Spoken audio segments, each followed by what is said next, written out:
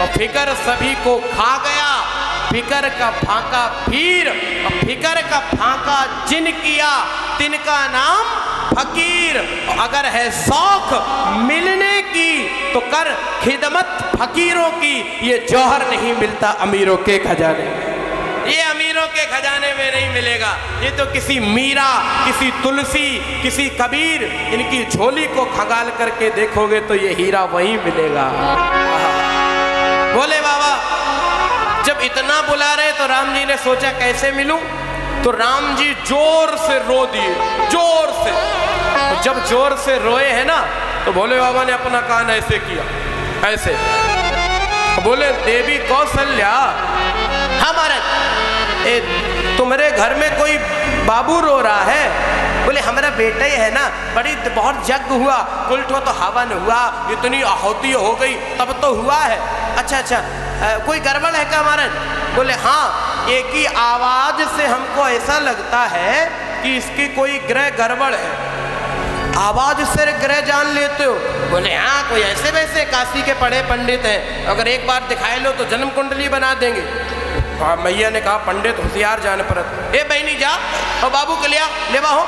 तो वो दासी गई और राम जी को ले आई, और राम जी को ला करके भोले बाबा की गोद में बिठा दिया।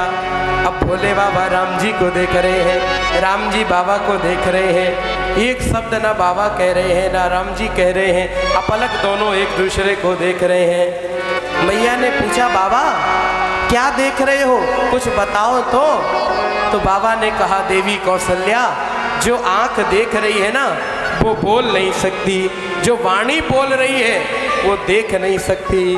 तो बोली सो सुख जाने मन अरुकाना, नहीं रसना पही जाए बखाना। ये अनिर्वचनीय तत्व परमात्मा, इसको कोई अपनी वाणी से नहीं कह सकता, इसको तो केवल मन से समझा जा सकता है।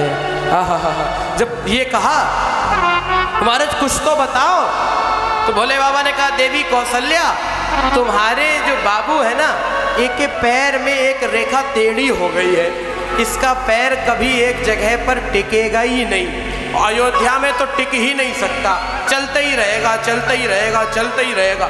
तो बोले महाराज कोई उपाय नहीं है? बोले एक उपाय है। क्या उपाय है?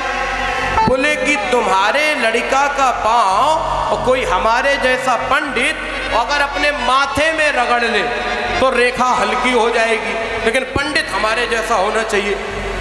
कौशल्या मैया ने कहा महाराज ये ठकुरन का लड़का और तुम काशी के पढ़े हुआ पंडित है, कौन पंडित होगा जो ये पाए रगड़ेगा अपने माथे में? बोले बाबा कहने लगे हमारा बहुत मन है। मैया ने कहा तो हमारा पूरा मन है, रगड़ लीजिए।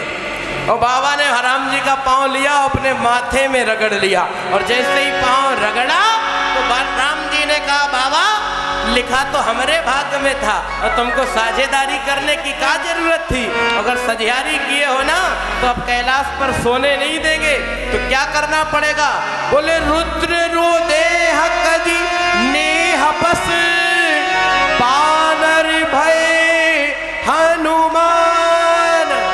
इसी कारण से भोले बाबा को अपना एकादश रुद्र स्वरूप त्यागना पड़ा और हनुमान बनकर के कदम कदम पर राम जी की मदद करनी पड़ी। तब हनुमान चालीसा में लिखा गया शंकर सुवन केसरी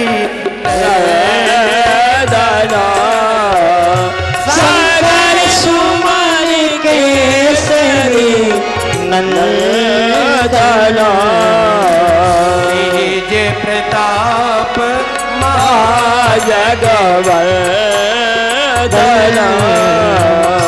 तेज प्रताप महाजगवंदना। शंकर क्या बोला आपने अभी भी? शंकर सुवन लिखा क्या है? शंकर सुवन। बोलना क्या है? शंकर सुवन। लेकिन समझना क्या है? शंकर स्वयं केसरी नंदन। और कोई नहीं, स्वयं भोले बाबा बन करके आते हैं। आगे चल कर के चारों भाइयों के नामकरण होते हैं और राम जी पढ़ने के लिए गुरु जी के घर में जाते हैं, लौट करके आते हैं। आपको जल्दी जल्दी से लेकर के चलूं। राम जी लौट करके आए तो जाकर के विश्वामित्र जी के काम किए। भरत विश्वामित्र जी लेकर के जाते हैं, ताड़का का वध करते हैं। मगमुनि वधु उघार आए देखन चाप मख, हर सुनि हर